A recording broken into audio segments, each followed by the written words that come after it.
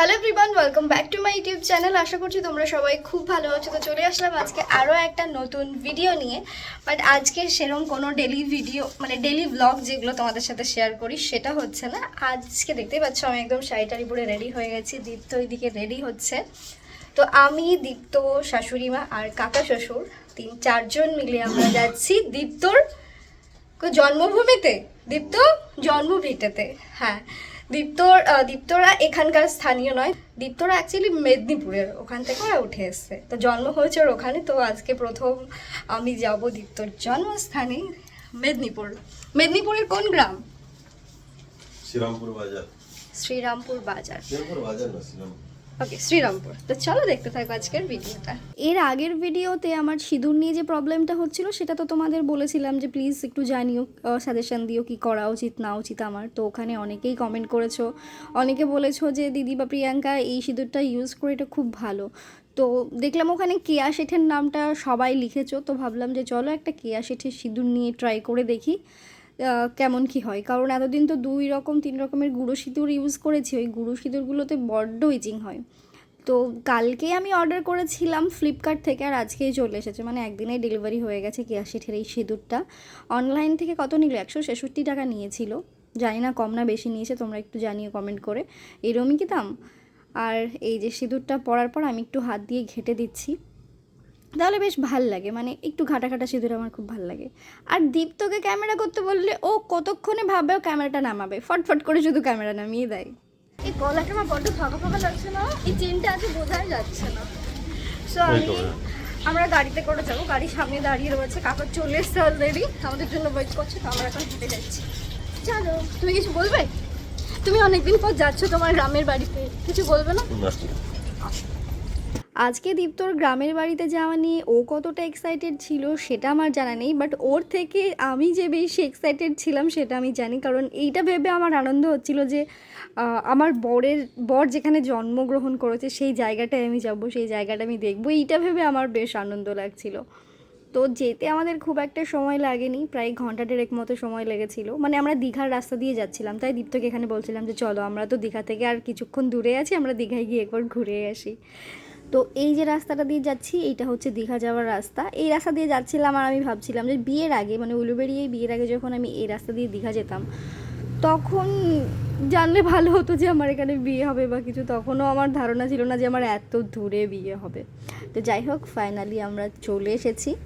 আমরা একটা মোড় ছিল, ওই মোড়ে গাড়ি থেকে নেমেছি, তারপর কিছুটা জাস্ট 2-3 মিনিট হেঁটে যাওয়ার পরেই দীপ্তদের যে গ্রামের বাড়ি সেখানে আমরা পৌঁছে গেছি। তো এই যে দীপ্তদের বাড়ির সামনে আমরা চলে এসেছি। এই যে টিনের চালা দেওয়া রয়েছে, এইটা হচ্ছে বাড়ি। ওইদিকে আরও অনেক কিছু আছে। তো চলো আস্তে আস্তে ভেতরে ঢুকে তোমাদেরকেও দেখায়।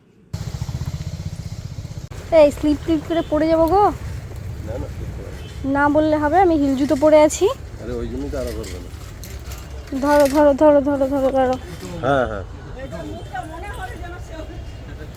ছোট বাবু, চলো ছোট বাবু, সবাই তোমাকে ছোট বাবুই বলে। বাবা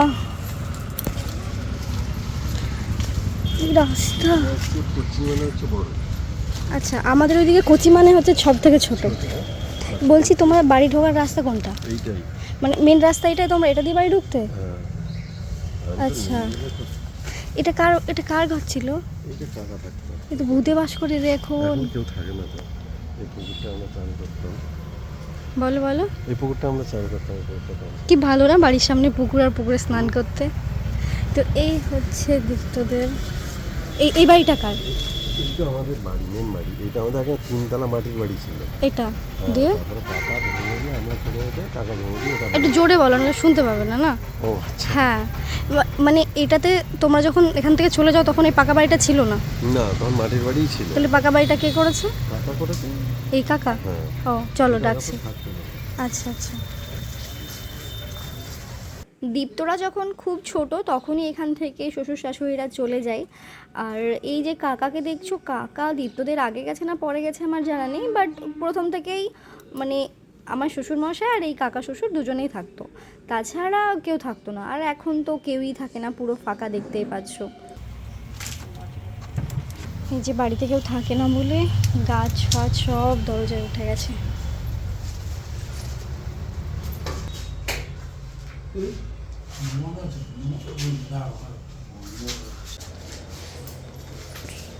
কোন ঘরটা? বাড়ি ঘরে মানুষ না থাকলে ঘরবাড়ির অবস্থা যা হয় আর কি, একদম কেমন হয়ে গেছে। আর এখানে তো অনেক বছর ধরে আর কেউই থাকে না। এই যে দুটো রুম দেখতে পাচ্ছ, একটা রুমে আমার ঠাম্মা শাশুড়ি থাকতো, আর একটা রুমে এই যে কাকা দেখছো কাকা থাকতো। কত বছর পুরনো স্কুটি? বেশি পুরো না, অ্যাক্সেস 125 100 না। কিসের এটা? কোন কোম্পানি? হন্ডা? না না, সুজুকি। হ্যাঁ। এটা মধ্যে মধ্যে সেটা। ও,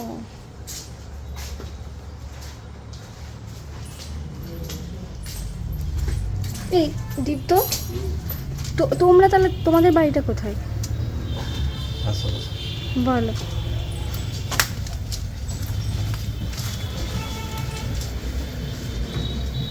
কোথায় নিয়ে যাচ্ছ? আচ্ছা আচ্ছা, চলো চলো, এখন তোমরা দীপ্তর মুখ থেকে দীপ্তর ছোটবেলার সব কিছু শুনবে। বলো এবার। এখান থেকে পুরো রাস্তা পর্যন্ত হচ্ছে আমাদের মাটির বাড়ি ছিল, তিনতলা। আচ্ছা, মানে এই পাকা বাড়িটা? হ্যাঁ আচ্ছা, তিনতলা। ভালো আছো? তোকে চিনতে পারিনি।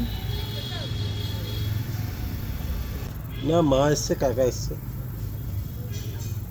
হ্যাঁ, এটা আমার বউ। ওই আমার বউ তাই বলে। বাবা, বলো। ঠাকুমাকে রাখা হয়েছে। কোথায় ঠাকুমাকে রাখা হয়েছিল? মানে ঠাকুমাকে দাহ করা হয়নি? দাহ করা হয়েছে এখানে। কোথায় দাহ করা হয়েছিল? এখানে কেন? এটা থেকে যখন 3টে ফ্লোর ছিল, হুম, তখন সেকেন্ড মানে ফার্স্ট ফ্লোরটা আমরা থাকতাম। নিচে? ও, ফার্স্ট ফ্লোরে তোমরা থাকতে, নিচে কে থাকতো? নিচে ঠাকুমা থাকতো, আর ওপরে? একদম উপরেরটা হচ্ছে ইয়ে ছিল, ধানের গোডাউন ছিল। আচ্ছা। তিনতলা ধান থাকতো। আর তোমার আর কাকা, আর কাকাগুলো? এই রুমটা এইটা একটা থাকতো, হ্যাঁ। আর আর আর সেজো কাকা তো প্রথম থেকেই মধ্যপ্রদেশে থাকতো। ও, আচ্ছা। নাগপুর, ভোপাল দুটো জায়গা থাকতো। আর ছোট কাকা দুর্গাপুরে। ওকে ওকে, মানে প্রথম থেকেই তোমরা এই কাকা, মানে প্রথম থেকেই তোমরা আর এই কাকা এখানে ছিল? আচ্ছা। তারপরে আমরা বেরিয়ে গেলাম উঠে যেতে, তারপরে মাটির বাড়ি ছিল। তারপরে ছোট অবস্থাতেই কাকা দেখলো যে ওই কাকাদের সঙ্গে গন্ডগোল হচ্ছিল বলে ভেঙে দিল। ভেঙে দিয়ে তারপরে তার মানে তোমরা এখান থেকে যাওয়ার পর পাকা বাড়িটা করেছে? তারপরে কাকা পাকা বাড়ি করেছে। এবার পাকা বাড়ি আগে হবে বলে এখানে ইট বালি সব কেনা ছিল। মশা। হ্যাঁ, মশা কেনা হবে। তো ফাইনালি আমরা চলে এসেছি দীপ্ত সেই জন্মভিটেতে। অ্যাকচুয়ালি জায়গাটা আছে, বাট ওই বাড়িগুলো নেই, বাড়িগুলো ভেঙে যে পাকা বাড়ি করা হয়েছে। আর যে কাকা আমাদের সাথে এসেছে সেই কাকা থাকতো এখানটায়, এই বাড়িটায়। ও, কাকা ঠাকুমা এখানে থাকতো। এই দীপ্ত, তোমার কত বছর বয়স তখন তোমরা এখান থেকে চলে যাও? আচ্ছা, দীপ্তর যখন 5-6 বছর বয়স তখন দীপ্তরা এখান থেকে চলে যায়, মানে অনেক ছোট তখন। আচ্ছা, তো আমরা এখন ওই ভেতর থেকে একটু বাইরের দিকে যাচ্ছি, রাস্তার দিকে, কারণ যে পরিমাণে মশা এখানে, ঘন্টাখানেক থাকলে ডেঙ্গু ম্যালেরিয়া হতে বেশি সময় লাগবে না। আমার হাতটা ধরো। কোন হাতটা ধরবো? ভিডিও হাতে না, এই হাতটা। ওরে বাবা রে। চলো, এই হচ্ছে সেই বাড়ি। চলো একটু ঘুরে আসি, রাস্তা। এই লেবু গাছে লেবু ধরছে, যাওয়ার সময় করা চেয়ে নিয়ে যাবো। তো এখন আমি আর দীপ্ত একটু বাজারের দিকে যাচ্ছি। সেদিন অবশ্য অনেক রোদ গরম ছিল, তাও ভাবলাম, মানে দীপ্ত বললো যে চলো একটু ঘুরে আসি, যেহেতু অনেক দিন পর আসলাম। তো সকালবেলায় আমরা ঘুম থেকে ওঠার পর কেউ কিছু খেয়ে আসিনি, না আমি খেয়েছি না দীপ্ত খেয়েছে। তো ওখান থেকে একটা পাউরুটি কিনলাম আর একটা আইসক্রিম কিনলাম। আইসক্রিমটা যদিও আমার জন্য, কারণ দীপ্ত তো খেতে পারবে না, ওর টনসিল হয়েছে। তো এই যে গ্রামের রাস্তা, এই হলো গ্রামের অ্যাকচুয়ালি রাস্তা। মানে এইরকম রাস্তা না হলে বর্ষাকালে গ্রামটাকে গ্রাম বলে মানায় না। এইরকম অনেকটাই রাস্তা খারাপ ছিল। আর এখন আমরা যাচ্ছি হচ্ছে সামনের দিকে, দীপ্তর যেদিকে স্কুল সেই দিকে আমরা যাচ্ছি। এইটা হচ্ছে দীপ্তর ছোটোবেলাকার স্কুল। এই স্কুলে দীপ্ত পড়াশোনা করতো। কোন ক্লাস পর্যন্ত পড়েছো? মানে কেজি ফেজি বন্ধ করেছি। কেজি পর্যন্ত? হ্যাঁ, যেহেতু তুমি আমরা স্কুলে আমাকে পাঠাতো, আমি এসে ওই রকম এসে ক্লাস 4 বেঞ্চিতে, হাই বেঞ্চে বসে থাকতাম, এসে গুন্ডামি করতে। গুন্ডামি করতাম না, মানে আমাকে কেউ করতো না আর কি। ওই তো, মানে সবার ওপরে থাকবো, সবাই আমাকে প্যাম্পার করবে, এরকম একটা ব্যাপার। তারপরে এখান থেকে এদিকে একটা সেমি ইংলিশ মিডিয়াম স্কুল আছে, হ্যাঁ, সেখানে ভর্তি হলাম। সেখানে 1+ মানে পাস করে গেছিলাম, তারপরে তো এখান থেকে চলে গেলাম শ্রীরামপুর কুঞ্জ বিহারী প্রাথমিক বিদ্যালয়ে। আচ্ছা, তো আমরা এখন এখান থেকে বেরিয়ে যাবো। আর বেরিয়ে যাওয়ার আগে মানে দীপ্তদের তো এই সাইডে বাড়ি, সামনের বাড়িতে সামনে কটা লেবু গাছ আছে, মানে একটাই আছে মানে অনেক কটা লেবু ধরেছে, সুন্দর সুন্দর বড় বড় লেবু। তো কটা পাখি হলে নিয়ে যাবো। কি ছোট বৌমা কি মনে করে আসলো? এমনি ও বলে বাড়ি দেখতে যাবো। ওই ব্যাগে ঢুকিয়ে দাও। এই যে এই মুখটাকে চিনে রাখাই তাকাও, এই মানুষটা সবসময় আমাকে হুকুম করে, সব সময় বলবে এটা নিয়ে এসে। তো আমি ওই টোটোতে আরাম করে বসছিলাম, আমাকে ওখান থেকে ডেকে নিয়ে এসে ভালোবেসে ডাকলো, ডেকে বলছে জল নিয়ে আয়। সকালবেলায় ঘুম থেকে আমরা তো দেরি করে উঠেছি, ওঠার পর ওকে জাস্ট না একটা না, আমি কাজই ঘুম বলেছি। থেকে দেরি করে উঠিনি, আমি 4:30 উঠে ফোন ঘাটছিলে, হ্যাঁ ঠিক আছে শোনো।